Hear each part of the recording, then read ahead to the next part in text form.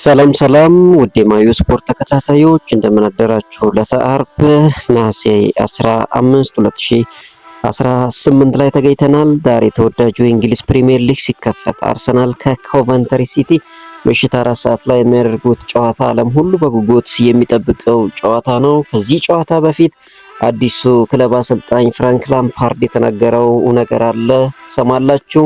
እንዲሁም ማንቸስተር ዩናይትድ አጥቂው ቤንጃሚን ሴስኮ ወደ ሜዳ መመለሱ ተነግሯል። ስለዚህና ማይክል ካሪክ ከነገው ጨዋታ በፊት የሰጡት አስተያየት አለ እነግራችኋለን። ወደ ዝውውር መረጃ ስናልፍ ቶትናም ሆትስፐር የማንቸስተር ሲቲውን ተጫዋች ሳቪኒዮን ለማስፈረም ሙሉ በሙሉ ከስምምነት መድረሱ ተነግሯል። እንዲሁም በቶትናም በኩል የአጥቂው ኡመር ማርሙሽ እንዲሁም የፊሊፕ ማቴታ ጉዳይ ይዘናል ነግራችኋለን። ወደ ስፔን ላሊጋ ስናልፍ ጆዜ ሞሪኖ ስለ ላሚን ያማል የተናገረው አዲስ ነገር አለ። በሊቨርፑል ቤትም አንድ ተጫዋችን ጠይቀው ትላንትና ጥያቄያቸው ውድቅ መደረጉ ሰምተናል።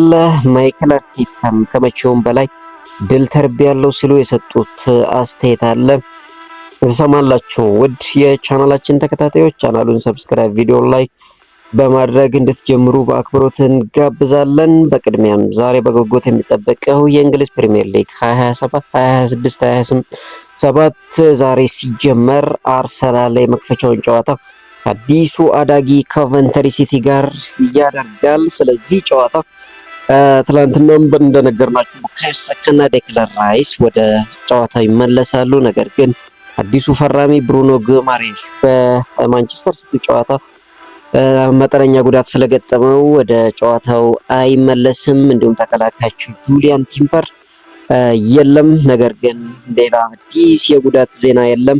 ስለዚህ ጨዋታ ፍራንክ ላምፓርድ የተናገሩት ነገር አለ። የኮቨንተሪ ሲቲ አሰልጣኝ ፍራንክ ላምፓርድ ዛሬ በአርሰናል ጨዋታ ያለ ፍርሃት እንደሚፋለሙ ተናግረዋል። ምን ደረጃ ላይ እንዳለንና በጨዋታው እንዴት ያለ ፍርሃት ትልቅ ነገር ማቅረብ እንደምንችል ለሁሉም ሰው ማሳየት እፈልጋለሁ ሲሉ ፍራንክ ላምፓርድ ተናግረዋል። የቀድሞ የቼልሲ አሰልጣኝ ዛሬ እንግዲህ አርሰናልን ይገጥማሉ።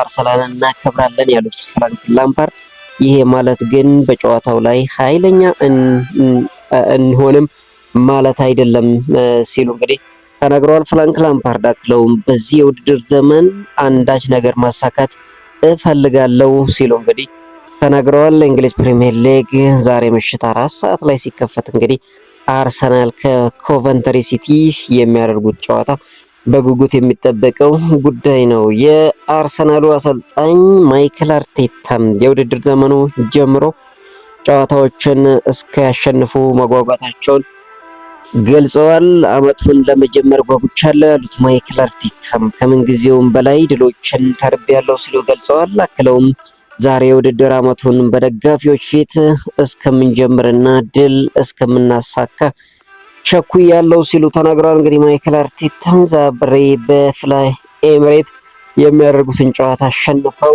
በድል መጀመር ይፈልጋሉ። በአንጻሩ የኮቨንተሪ ሲቲ አሰልጣኝ ፍራንክ ላምፓርድም ቀላል ተጋጣሚ እንደማይሆኑ እየተናገሩ ይገኛሉ።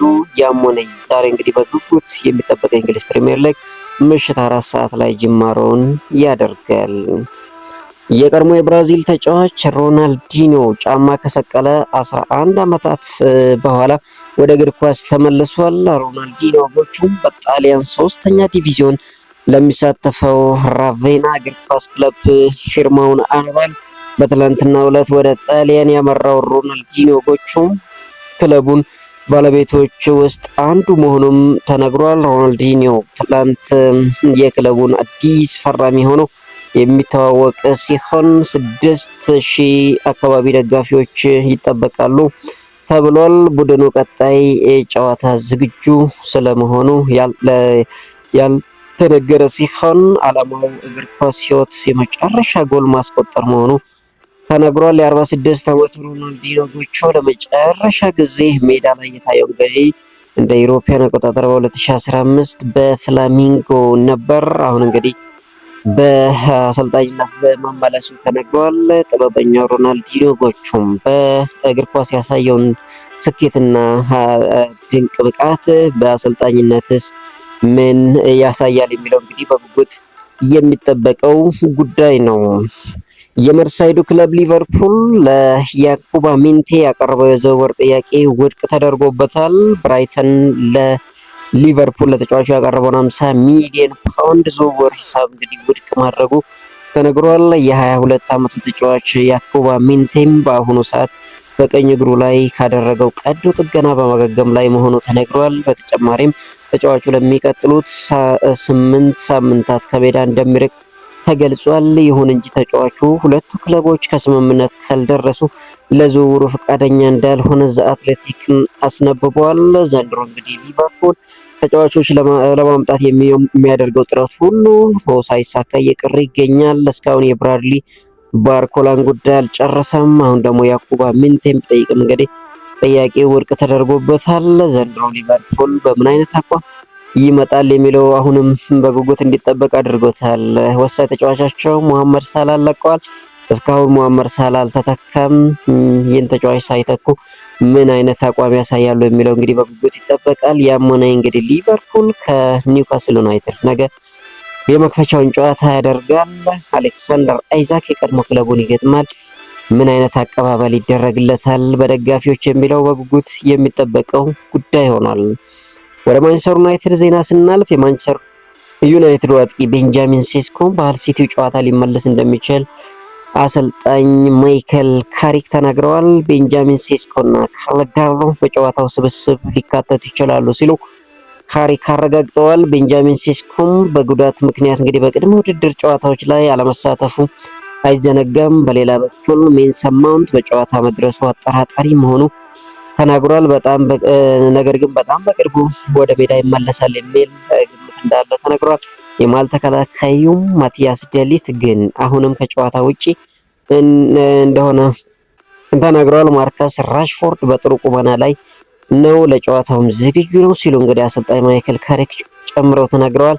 እንግዲህ ማርከስ ራሽፎርድ ከረጅም ጊዜ በኋላ ለማንቸስተር ዩናይትድ ጨዋታ ባለፈው ማድረጉ አይዘነጋም። አሁን ምናልባትም በቋሚ ወይም ደግሞ ከመቀመጫ ወንበር ተነስቶ በመጀመሪያው የማንቸስተር ጨዋታ እንግዲህ ይሳተፋል ተብሎ ይጠበቃል። ማርከስ ራሽፎርድ እና ማይክል ካሪክ እንግዲህ በ2016 ኮቨንተሪ ሲቲን በጋራ ሆኖ መቅጠማቸው አይዘነጋም። ሃል ሲቲን መቅጠማቸው አይዘነጋም። አሁን እንግዲህ ሃል ሲቲን ማርከስ ራሽፎርድ በተጫዋችነት ማይክል ካሪክ ደግሞ በአሰልጣኝነት ሆነው የሚገጥሙበት ጨዋታን ነገ ምሳ ሰዓት 8 ተኩል ሲል እንግዲህ በጉጉት ይጠበቃል። የማንቸስተር ዩናይትድ ዋና አሰልጣኝ ማይክል ካሪክ አመቱን ለመጀመር ጓጉቻለሁ ሲሉ እንግዲህ ተናግረዋል። ያለፉት አመት ውጤት በራስ መተማመን እንደጨመረላቸው የገለጹት ካሪክ አዲስ አመት እንደሆነ እናውቃለን፣ ዝግጁ ነን ሲሉ እንግዲህ ይናገራሉ። አክለውም ትልቅ ነገር የማሳካት አቅም አለን፣ ፕሪሚየር ሊጉን ማሸነፍ አልችልም ሲል እንግዲህ ገልጿል። ስለ ሃል ሲቲ ጨዋታ ያነሱት ማይክል ካሪክ ሰዎች እንደሚሉት በፍጹም ቀላል ጨዋታ አይደለም ሲሉ ተናግረዋል። አዲስ ያደገ ቡድን በሜዳው መጠም በጣም አስቸጋሪ ነው። ካለኝ ልምድ አንጻር ቅዳሜ ምን እንደሚጠብቀን እረዳለሁ ሲሉ እንግዲህ ማይክል ካሪክ ተናግረዋል። ማይክል ካሪክ ባለፈው ዓመት እንግዲህ ድንቅ እንቅስቃሴ ያደረገ ቡድን ገንብተዋል።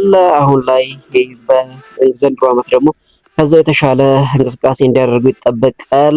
በክለቡም በተጫዋቾች ፊርማ እንግዲህ ለማጠናከር የሞከሩት ማይክል ካሪክ አሁንም አዳዲስ ፈራሚዎች ይጠበቃሉ። በተለይ ጆሽኳ ዚርክዚ ወደ ጁቬንቱስ አሊያም ናፖሊ የሚያመራ ከሆነ አጥቂ መስመራቸውን ለማጠናከርም ወደ ገበያ ይወጣሉ ተብሎ ይጠበቃል። ምናልባት ጃን ፊሊፕ ማቴታን ሲባል ነበር። አሁን ወደዚህ ዝውውር ቶተንሃም እጁን እንዳስገባ እየተነገረ ይገኛል። ኦሌ ዋትኪንስ ስሙ ሲነሳ ነበር።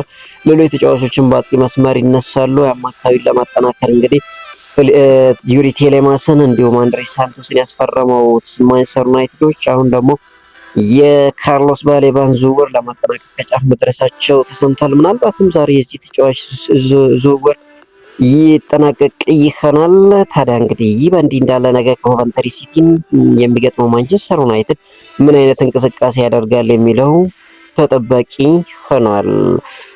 ወደ ቶተንሃም ሆትስፐር ቤት ስናልፍ ቶተንሃም ሆትስፐር የማንቸስተር ሲቲውን የክንፍ አጥቂ ሳቪኒዮን ለማስፈረም መስማማቱም ተነግሯል። ሂር ዊጎ የተባለለት ዝውውር ሆኗል። በሁለቱ ክለቦች መካከል ከስምምነት መድረስ የቻለው ቶተናም ለሳቪኒዮ 75 ሚሊዮን ፓውንድ ለማንቸስተር ሲቲ ለመክፈል መስማማቱ ተነግሯል።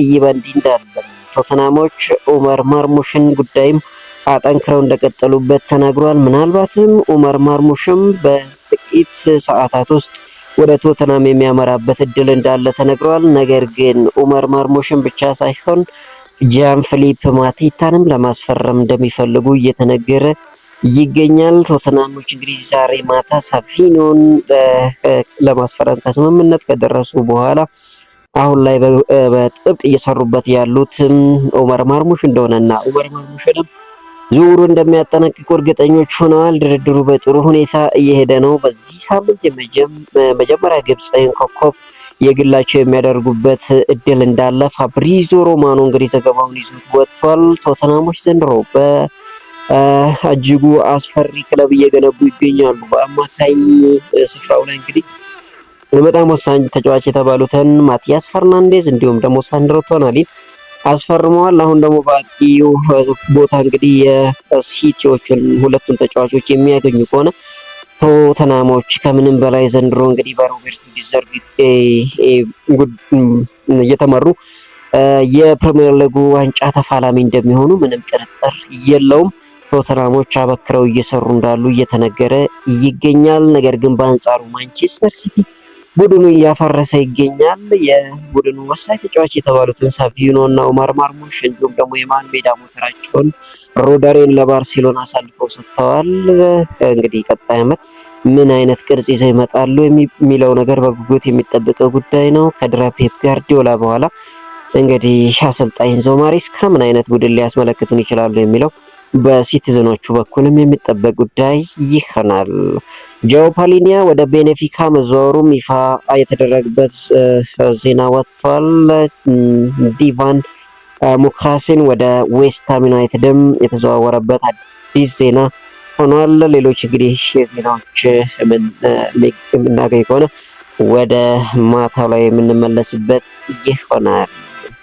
የሪያል ማድሪዱ አሰልጣኝ ሆዜ ሞሪኖ የባርሴሎና ተጫዋች ላሚን ያማል ወደ ቡድናቸው ቢሄድ ቦታ እንደማያገኝ ተናግረዋል። ላሚን ያማል ያለ ጥርጥር አስደናቂ ተጫዋች ነው ያሉት ጆዜ ሞሪኖ ገና የሚያድግ አቅም አለው ሲሉ ይናገራሉ። በሱ እድሜ የአውሮፓና የዓለም ቻምፒዮን መሆን ያልተለመደ ነገር ነው ሲሉ እንግዲህ የተጫዋቹን ብቃት አሞካሽተዋል። ነገር ግን እኛ ትልቅ ደረጃ ላይ ያለ ስብስብ ነው ያለን ያሉት ሞሪኖ ወደዚህ ቢመጣ ቦታ አይኖረውም ሲሉ እንግዲህ ተናግረዋል። አክለውም እኔ እሱን ለሪያል ማድሪድ አላስፈርመውም፣ የእኛ ተጫዋቾች ምርጦች ናቸው ሲሉ እንግዲህ ተቀናቃኛቸው ላሚን ያማል በእነሱ ክለብ ቦታ እንደሌለው ተናግረዋል። ላሚን ያማል ድንቅ ተጫዋች ነው፣ ነገር ግን በእኛ ቤት ከሱ የተሻሉ ስብስብ ይዘናል የሚል አስተያየት ይመስላል። በመጨረሻም አንድ የሀገር ቤት ዜና እንንገራችሁ። የ2019 አዲስ አበባ ከተማ ዋንጫም ከመስከረም 9 እስከ 26 2019 እንደሚካሄድ ይፋ ሆኗል። ውድድሩ በ6 የአዲስ አበባ ከተማና 2 ተጋባዥ ክለቦች መካከል እንደሚካሄድ የከተማው እግር ኳስ ፌዴሬሽን ገልጿል።